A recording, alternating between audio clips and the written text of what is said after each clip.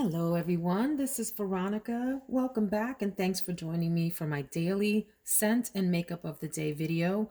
I did want to report back quickly about a layering combination that I used yesterday that I loved, but I have to laugh because I asked my husband, "How do you think I smell?" And he had an immediate adverse reaction and just said, "No, sorry, babe, you smell like plastic." And I found it hilarious because this is the whole thing about fragrance. Everyone experiences a scent so differently one from the next. And that's part of the fun of it. That's part of the mystery of fragrances. And it's also one of the most frustrating things because I thought I smelled amazing and I still think it's an amazing combination and I'll still wear it again. Although it's interesting that my husband had just such a very different reaction to something that I thought smelled amazing. And what I'm talking about is this one here, Tokyo Milk Bulletproof. And the notes in here are smoked tea, coconut milk, crushed cedar, and ebony woods. And I mix that with Laura Mercier's Ombre Vanille, which is a gourmand fragrance. And I thought the combination was just fantastic. I layered it also over the Boom Boom Cream from Sol de Janeiro, which is this gourmand, very sweet body lotion. Anyway, I liked it. And I will probably wear that again in the future. But today's fragrance, I want it to go in a completely different direction than that sort of incensey, gourmandy kind of combination that I had yesterday. I'm going to go today to Poison, Pure Poison rather, by Christian Dior. First of all, let me talk about the bottle, which I absolutely think is gorgeous. It has some parts that are kind of clear, but mostly it's frosted. And then the ridges that stick out have a more intense, darker, opaque frost than the middle parts. And it has this ombre effect where the top here is purple. And the light is not really showing that. So hang on a second. I'm trying to give y'all some mood lighting, but it's hard then to tell what things look like in the mood lighting. So there we go. That's your white light. Really neat bottle. This is one that, hold on, let me go back to the mood lighting for you guys. Ah. By the way, I picked the mood lighting based on the weather today. We did get some unexpected snow last night, so we woke up to a few inches on the floor here, on the ground here in Central Virginia, which is unusual. We've gotten several weekends of snow here, which is, a big deal for the kids here, school's out and all that. Anyway, back to Pure Poison. When I first tried this on in the store, I didn't really care for it very much. And I remember watching this video. I think the YouTuber's name is Curly Sense. Curly Sense. Yeah, that's her name. And she had two of her male friends on her show, and she was having them sort of blind sniff these fragrances and rate them, women's fragrances. And the guys on the show just went bananas over Pure Poison. And I thought, really? Maybe I need to give that another chance. You know how you see reviews like that and it makes you question life. You're like, well, what was I sniffing? Maybe I was sniffing something completely different. So I did go back, tried this again, sampled it at Ulta, and walked around the store, gave it some time, and then decided, yes, I do like this, and yes, I would like it in my collection. So let me be upfront and say this is not a top favorite fragrance, but it is a strong like. And it is classified as a floral. I would call it like a very citrusy floral with a bit of woodiness in the far background of it. And it's one that I think, even though I'm wearing it here in the winter because it has this winter frosty kind of look to it, like this reminds me of an Ice Kingdom. Okay, an Ice Kingdom in a movie. I think this would make a really lovely spring and summertime fragrance. It's heavy on the citrus for me. So the top notes here are jasmine, which is a favorite note of mine, orange, bergamot, and mandarin. The middle notes are gardenia, and I love a good gardenia. It really depends. Some gardenias are cloying and too dated. And then there are others that are really just quite lovely, deep, and sensual. But anyway, the middle notes are gardenia and orange blossom, and base notes are sandalwood, white amber, cedar, and white musk. The perfumer says that this scent will enchant you and filled you with bold strength. There were three perfumers that created this. I, and they call it in the middle erotic and intoxicating. I think that's a bit much. I don't find this erotic and I don't find it intoxicating. I find it fresh, citrusy, and lovely is the word that I would use, the words that I would use to describe it. It does, as it starts to, on the opening, it has this clean, citrusy, soapy vibe. And as it dries down, they are correct in that, at least for me, those florals come through and you do get that gardenia in the middle that turns it into this lovely scent. And so this is one that I would wear when I want to feel clean, but have a little bit of girliness in the background. It's a feminine fragrance to me for sure. I don't see this projecting very far, but maybe it does. Let me see what folks have to say on Fragrantica that have tried it out. Hang on a second. Let me check that out for you guys. So it seems like it's moderate both in terms of projection and sillage, which is fine. And some people think it lasts forever, and then other people say that it goes, 6 to 8 hours or so.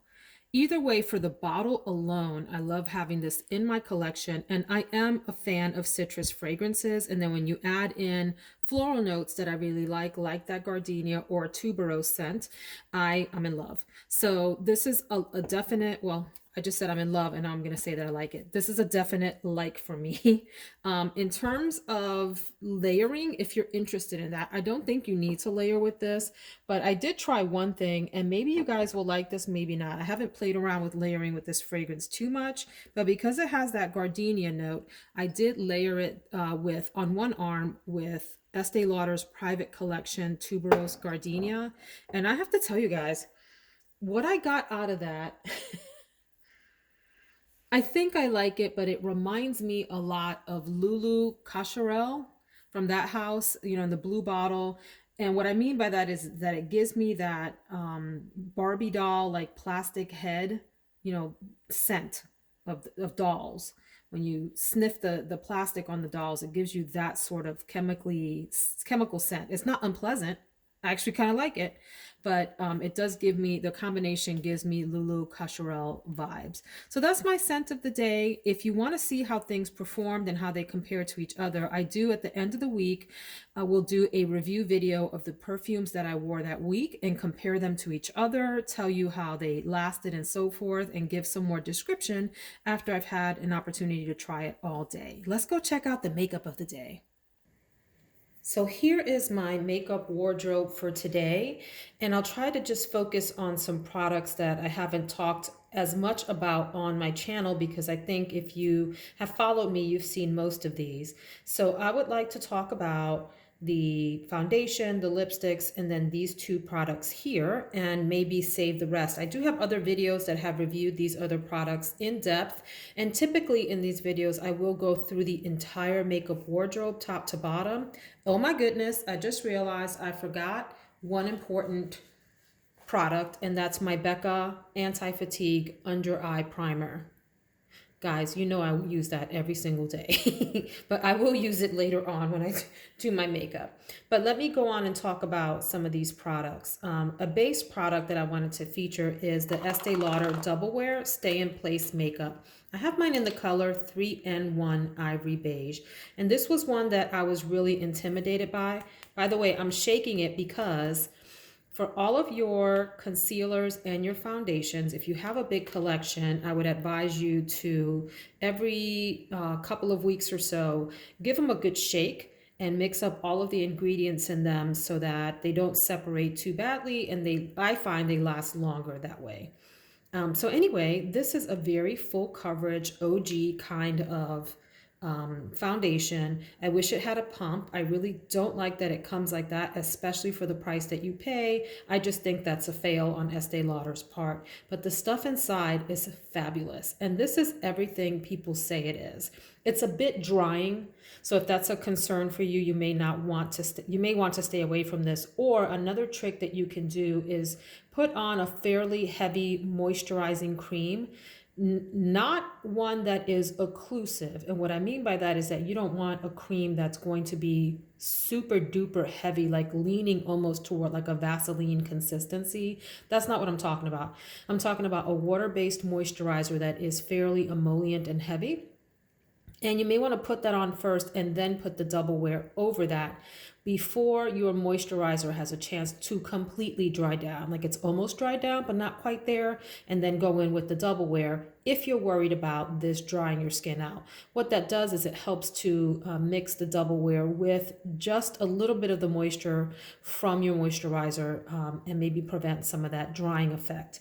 I have an oily T-zone, and then the perimeter of my face is normal skin.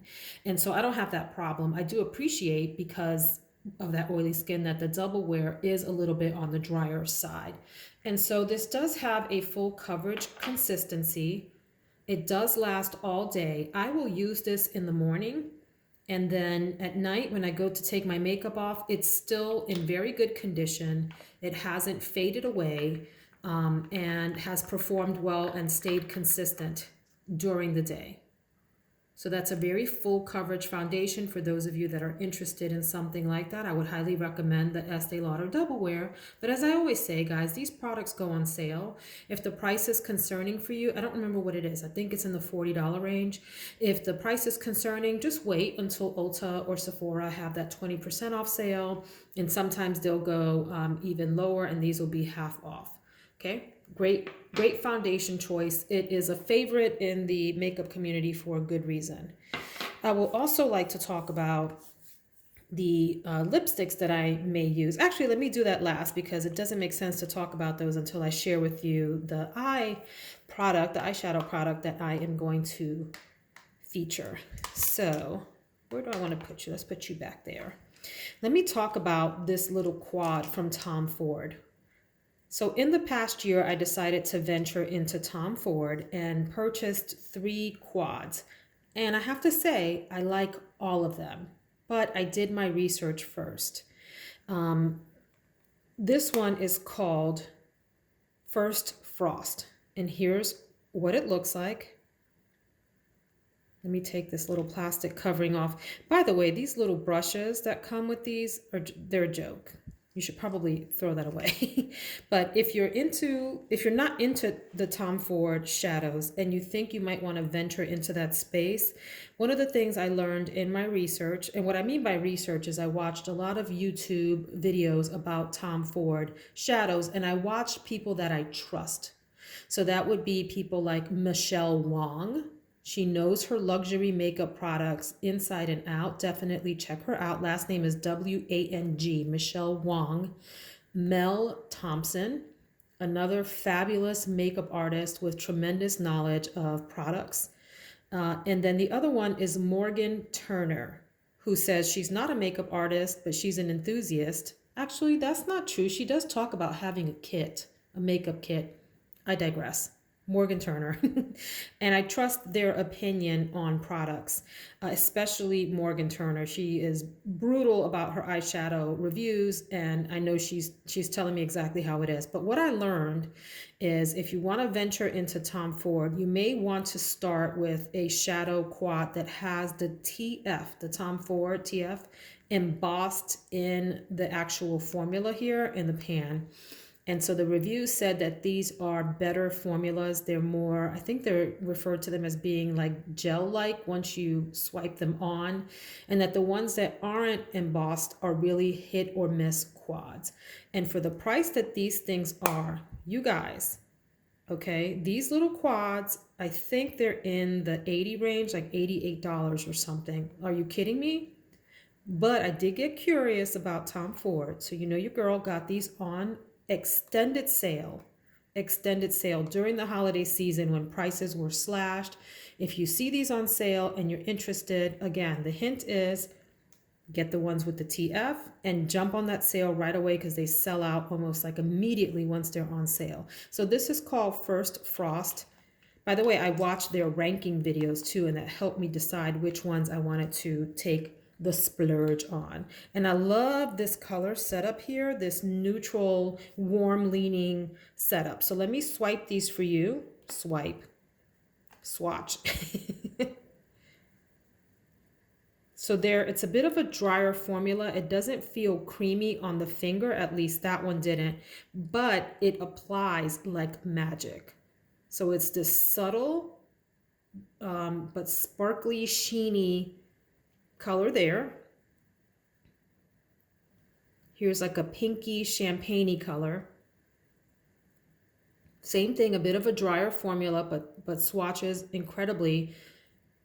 Here's the brownish kind of color, lovely. And then finally the darker brown color.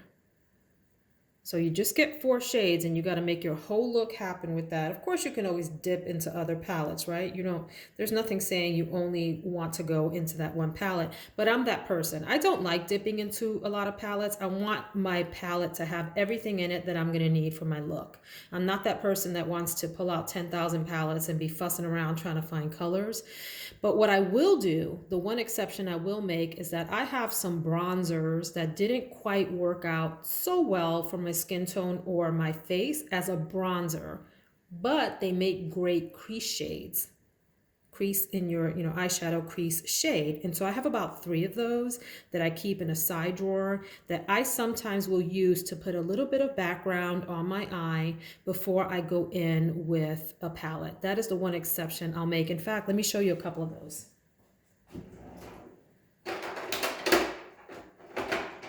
So I have 3 that I use for that purpose. One is this Milani Soleil Baked Bronzer. This is a little red for my face. It works, but I have better bronzers that I prefer reaching for. So this is one that does really great though as a nice subtle crease shade. And a bronzer on your crease, what it does is it gives a light subtle background that doesn't compete with your other eyeshadows, but rather will complement them and provide like this canvas on which to put these other colors. I also have Becca's Sunlit Bronzer in Bronzed Bondi. I got a little bold.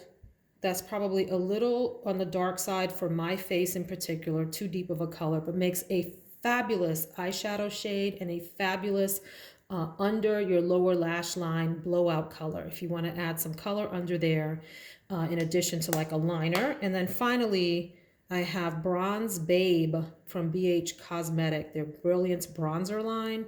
I don't like the way that this applied on my skin. I thought it was patchy and very red. But by red, I mean red undertones. It's not actually red. You see how it's actually a really pretty brown, but it has red undertones. Not exactly what I want for my bronzer, but the 3 of these make a great background and a light background, right? You can go in with a big fluffy brush and just put it all over your crease and then go in with these colors. So I have worn this First Frost at least twice before. This will be about my 3rd time wearing it. I love it. I think it's beautiful. It's subtle. It's classy. And it's easy to work with. You can't apply too much of these. That's a damn lie. What am I telling the people? Of course you can apply too much of of any one color. It's hard. It's hard to apply too much of these is probably what I need to say. But I might use like that lighter color on my brow bone as a little bit of a highlight. And what I mean by that is the very top arch of the brow bone. Maybe not all the way across, right? Because then that creates too highlighty of a swipe on the top of your eyeshadow look. I will probably put this one, which is that color there, on the eyelid, the inner part of the eyelid, this part on the top of the eyelid, and then use this color on the outer V and maybe into the crease a little bit, and certainly under the lower lash line. And that'll give me a nice, neutral, leaning warm look for the day that isn't too outrageous. So that's the Tom Ford palette, First Frost. Again, if you want to get into these Tom Ford palettes, make sure you're waiting till they get on sale. But as I always say, if $88 for an eyeshadow palette, you don't blink an eye at that, go for it. Rack up, do your thing. Everybody's budget is different. Okay. Do I think it's worth $88? I will say yes. I will say yes. And I will say under the conditions that I said, that you're getting the formula that has the stamp in it and that you're doing your research and making sure you've seen swatches and that it's a color scheme that will work for you. Absolutely worth $88 by all means. Okay. Then I wanted to share with you the highlight palette that I'm going to play with. And it might be a bit much. So certainly, I meant to say these Tom Ford quads come in these little, I mean, I don't need these. In fact, it's getting dirty and gross. I probably should throw that away, but it comes in these little pouches, which is what you saw me doing. And I could use one of those as a highlighter, right? One of those eyeshadows. But you know, I like to play with my products, okay? So I'm gonna pull out the Scott Barnes Glowy and Showy #1 palette. And it looks like, boom. This is if you like highlight, this is a dream palette for you. These highlights don't play around. My guy, Scott Barnes, is the makeup artist for J.Lo, and he does a lot of other work. He's got his own makeup company, but that's what he's famous for. And he does his glowy and showy look. He calls it his snatchural look. Glowy, showy, and hoey, which cracks me the heck up. But anyway, so here's a highlighter palette that has 8 different highlights with different tones. It really is everything you could ever want in a highlight palette. In fact, you might want to just throw all of your other highlighters away, give them away to a friend, and just dip in here. Really nice selection from like the lightest, pinkiest, moonlight kind of color into really bronzy shades like easy glowing and bronzarella over here. Golden glow, sandy colors here, pink, sugar rush. So there's not like a purple leaning one in here. I don't know that I would put a purple highlighter on my face, but some of you may be into that. You know, he doesn't have that here. But his, I love that he has a mirror and there's a phrase on it. So this one says, "Look lit from within, Scott Barnes." So let me just swatch a couple of these. Here's pink. First, look, oh my God, you guys, look. Look at that. You don't need a lot. A little goes a long way. In fact, I would urge you to be careful with these because you will look like a disco ball. You don't want to do that. You don't want to go out there looking like rainbow bright with 10,000 colors on. Candlelight. But they are all subtly different, right, from the other. Here's Bronzarella. And these pans are absolutely enormous. I mean, who's going to get through all of that highlighter in one lifetime? Maybe I will. I'm 46, so maybe by the time I'm 66, if I get to live that long, God willing, and if this palette hasn't gone bad by then. Easy glowing. Really, really nice variety of shades here. I like it a lot. I like it a lot. So anyway, you have all the kind of highlighter tones that you could want, and you can mix some of these together. You can use these as eyeshadow. If you want a little extra oomph, like in the center of your eye, you can dip in here and use it with your finger as a little bit of eyeshadow. You can use these for inner corner highlight in your eyeshadow. You can highlight your cheekbones. You can do whatever you want. This is for you. Another hint for you guys, if you put on your lipstick and find that it maybe is a little dull or dark, you can take a little bit of this mixed with a little bit of like a Vaseline or Aquaphor or something like that for your lips, just a little tiny bit, and just dab it in the middle of your lips for some punch to make the center of your mouth move forward, right? Light brings forward, dark makes things recede, and you're good to go. So that is Scott Barnes Glowy and Showy. Great palette. And then finally, I want to talk about lipstick options because I am conflicted on what we'll do. It really depends on how the eyeshadow look turns out. And I'm making a mess out of these. I'm getting all this stuff all over these. But I have 2 MAC shades that I think I want to play with. One is the color 127, Feeling Myself. This is their amplified cream lipstick formula. And the other is Devoted to Chili, Powder Kiss lipstick. So let's go back to Feeling Myself, and let's just put this, I'm making a huge mess here, underneath the eyeshadow shades. You're probably thinking I'm crazy because your girl has done mixed some highlighter shades up here, and I don't even know what I'm looking at anymore. Anyway, that's a really nice, creamy, neutral, dead neutral color. Maybe not dead neutral. Maybe it has a hint of coolness to it. And then Devoted to Chili in the powder, what is it called? Powder Kiss formula. That's nice. Dash nice. I like both of those. Maybe I'll put this down and that as a little center shade. Like in chemistry class, mixing and matching. Oh no, that will not work. I take that back. So it'll either be one or the other. We'll see. Let me see how the eye look turns out. I don't have a lot of meetings today, and so I wouldn't mind playing with a bolder lip today, like that one. Um, We'll see. So that is my makeup adventure for the day, the products that I'm going to use.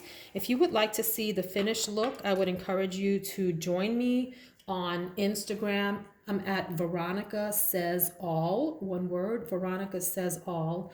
And I typically will post my makeup look for the day there.